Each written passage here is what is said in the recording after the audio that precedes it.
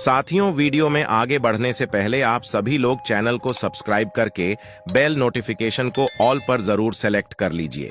इससे हमारे चैनल की नई वीडियो सबसे पहले आपको मिल सकेगी।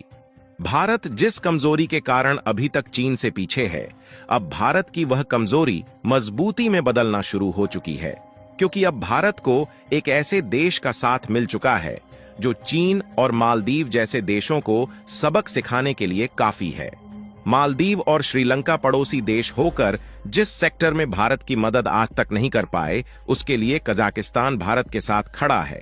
और मालदीव को देखा जाए तो भारत का साथ देने की बजाय चीन के साथ मिलकर भारत के खिलाफ जहर उगलना शुरू कर दिया है।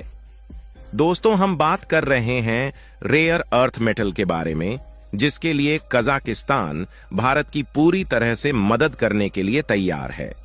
वैसे देखा जाए तो रेयर अर्थ मेटल भारत में भी कहीं कहीं मिल जाते हैं और इलेक्ट्रॉनिक कंपोनेंट में इनका इस्तेमाल सेमीकंडक्टर के रूप में भरपूर मात्रा में किया जाता है। और भारत के पास रेयर अर्थ मेटल की मात्रा बहुत ही कम होने के कारण हम इलेक्ट्रॉनिक कंपोनेंट के मामले में चीन से पीछे हट जाते हैं। लेकिन अब भारत का इलेक्ट्रॉनिक सेक्टर ग्लोबल मार्केट में चीन को टक्कर देने के लिए तैयार है, क्योंकि कजाकिस्तान भारत को भारी मात्रा में रेयर अर्थ मेटल देने के लिए तैयार है। पूरी डेवलपमेंट क्या है इस वीडियो में समझते हैं, लेकिन आगे बढ़ने से पहले कजाकिस्तान और भारत के इस डील के लिए वीडियो को एक लाइक जरूर करें और चैनल को भी सब्सक्राइब कर लीजिए, जिससे हमारे चैनल की नई वीडियो सबसे पहले आपको मिल सके। देखिए, अब भारत ने फाइनली कजाकिस्तान के साथ हाथ मिला लिया है और कजाकिस्तान भारत को भारी मात्रा में रेयर अर्थ मेटल्स देने के लिए तैयार है। और कमाल की बात यह है कि इसके लिए कजाकिस्तान खुद भारत को रेयर अर्थ मेटल्स एक्सपोर्ट करना चाहता है, क्योंकि देखा जाए तो अभी तक कजाकिस्तान का मेन एक्सपोर्ट पार्टनर चीन, यूके, रसिया, गिरीश और जर्मनी जैसे देश हैं। लेकिन कजाकिस्तान इन देशों से अपनी डिपेंडेंसी को कम करना चाहता है और कजाकिस्तान भारत की तरफ अपने कदम को आगे बढ़ाना शुरू कर चुका है, क्योंकि भले ही भारत कजाकिस्तान से अभी तक रेयर अर्थ मेटल्स इंपोर्ट नहीं करता था, लेकिन भारत के द्वारा लार्ज अमाउंट वेजिटेबल्स और फ्रूट्स एक्सपोर्ट किए जाते थे। यहां तक कि भारत की तरफ से व्हीकल्स और कंप्यूटर जैसे इलेक्ट्रॉनिक इक्विपमेंट कजाकिस्तान को भेजा जाता है। यदि इस मैप पर ध्यान दें तो आपको भारत और कजाकिस्तान की लोकेशन साफ साफ दिखाई देगी, जिसमें इसकी दूरी भारत से बहुत ज्यादा नहीं है, जहां से भारत को रेयर अर्थ मेटल इंपोर्ट करने के लिए ट्रांसपोर्टेशन कॉस्ट का खर्च बहुत ज्यादा नहीं होने वाला। कजाकिस्तान में लगभग 15 रेयर अर्थ मेटल्स पाए जाते हैं, जिसमें टंगस्टन, मोलिब्डेनम, लिथियम और टैंटलम जैसे कीमती रेयर अर्थ मेटल्स शामिल है। वैसे देखा जाए तो यह रेयर अर्थ मेटल्स पृथ्वी पर बहुत ही कम मात्रा में पाए जाते हैं, जिसके कारण उनकी डिमांड बहुत ज्यादा होती है। इन रेयर अर्थ मेटल्स का इस्तेमाल इलेक्ट्रॉनिक इक्विपमेंट को बनाने में सेमीकंडक्टर के रूप में किया जाता है। इसके अलावा भी इनका इस्तेमाल डिस्प्ले, एलईडी स्क्रीन और कंप्यूटर ऑब्जेक्ट में भी किया जाता है।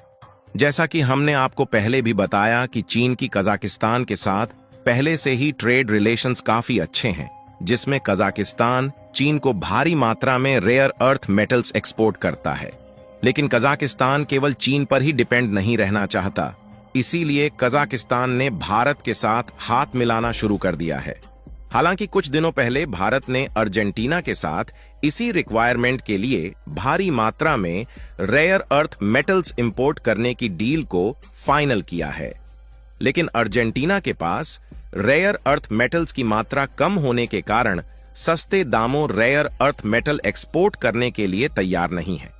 लेकिन भारत जिस मौके की तलाश के लिए अलग अलग देश में भटक रहा था, अब फाइनली वह मौका कजाकिस्तान ने खुद भारत को दे दिया है।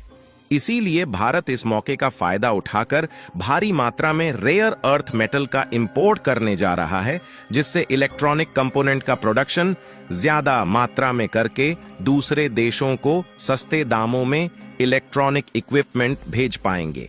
यानी कि देखा जाए तो अब फाइनली भारत इलेक्ट्रॉनिक मार्केट में चीन को टक्कर देने के लिए तैयार है, क्योंकि इलेक्ट्रॉनिक व्हीकल, स्मार्टफोन्स और कंप्यूटर में सेमीकंडक्टर का लार्ज अमाउंट में इस्तेमाल किया जाता है। अभी तक भारत अपनी जरूरत के लिए ज्यादातर रेयर अर्थ मेटल्स चीन से इंपोर्ट करता था, क्योंकि इसके अलावा भारत के पास भारी मात्रा में रेयर अर्थ मेटल्स इंपोर्ट करने का कोई और रास्ता नहीं था। और इसीलिए मजबूरी में भारत को महंगे दामों में रेयर अर्थ मेटल्स खरीदना पड़ता था। लेकिन अब finally Kazakhstan rare earth metals Bharat को एक्सपोर्ट करने के लिए तैयार हो गया है, तो हम चीन से इंपोर्ट होने वाले रेयर अर्थ मेटल को कम कर सकते हैं। इसके अलावा अगर पिछले साल भारत के द्वारा ग्लोबल मार्केट में इलेक्ट्रॉनिक एक्सपोर्ट को देखा जाए तो उसकी वैल्यू $23.6 मिलियन के करीब है, जिसमें पिछले 6 मंथ्स में 22% की बढ़ोतरी देखी गई है। लेकिन अब भारत से इलेक्ट्रॉनिक एक्सपोर्ट की वैल्यू और भी ज्यादा बढ़ने वाली है, क्योंकि रेयर अर्थ मेटल्स कम प्राइस में मिल जाने के कारण हम ज्यादा मात्रा में इलेक्ट्रॉनिक्स कंपोनेंट प्रोड्यूस कर पाएंगे। भारत के द्वारा इलेक्ट्रॉनिक्स एक्सपोर्ट की बात की जाए तो भारत सबसे ज्यादा यूके और रूस जैसे देशों में इलेक्ट्रॉनिक्स इक्विपमेंट का एक्सपोर्ट करता है, और इन देशों के लिए भारत को फ्री मार्केट एक्सेस भी मिला हुआ है, क्योंकि रूस और यूके के साथ भारत के ट्रेड रिलेशंस पहले से ही अच्छे रहे हैं, जहां हम रूस से भारी मात्रा में क्रूड ऑयल भी इंपोर्ट करते हैं और इलेक्ट्रॉनिक्स इक्विपमेंट के अलावा फूड, वेजिटेबल एंड फ्रूट्स जैसे आइटम भी यूके और रसिया को एक्सपोर्ट करते हैं। और देखा जाए तो अब ग्लोबल मार्केट में चाइनीज प्रोडक्ट की जगह भारतीय कंपनियां लेना शुरू कर चुकी हैं। जहां कुछ दिनों पहले यूनाइटेड स्टेट्स और रूस से चाइनीज कंपनियों को निकाला गया, वहां पर भारतीय कंपनियां तेजी के साथ शिफ्ट हो रही है। इसके अलावा कुछ दिनों पहले अफगानिस्तान ने भारत को भारी मात्रा में कोयला और मिनरल्स को एक्सपोर्ट करने का वादा किया है, जिसमें अफगानिस्तान उच्च क्वालिटी का कोयला, कुछ कीमती पत्थर जो कि बहुत ही कम मात्रा में पाए जाते हैं, और कॉपर समेत कुछ अन्य रेयर अर्थ मिनरल्स भी भारत को एक्सपोर्ट करेगा, जिसके लिए अफगानिस्तान और भारत के बीच लगभग $3 मिलियन का व्यापारिक समझौता हुआ है।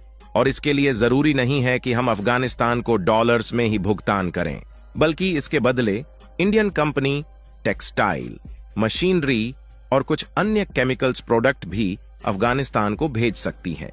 अगर इसके पहले देखा जाए तो भारत इंडोनेशिया और ऑस्ट्रेलिया जैसे देशों से कोयला इंपोर्ट करता था, लेकिन भारत से इन देशों की दूरी ज्यादा होने के कारण इसके लिए भारत को ज्यादा कास्ट चुकाना पड़ता था, जबकि अफगानिस्तान की दूरी भारत से नजदीक है और वह उच्च क्वालिटी का कोयला भारत को सस्ते दामों में देने के लिए तैयार है। और अफगानिस्तान के द्वारा भारत में लाए जाने वाले कोयले से 1 किलो कोयले में 12,000 किलो कैलोरी एनर्जी प्रोड्यूस हो सकती है।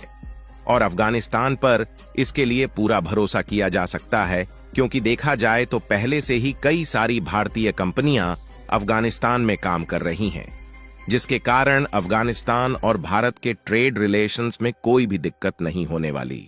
खैर, आपको क्या लगता है कि भारत इलेक्ट्रॉनिक्स सेक्टर में चीन को पछाड़ पाएगा या नहीं? अपनी राय कमेंट में जरूर बताएं। भारत जिस तेजी से आगे बढ़ रहा है, उसके लिए वीडियो को एक लाइक भी कर दीजिएगा और अपने मित्रों तक शेयर करें ताकि उन्हें भी जानकारी मिल सके।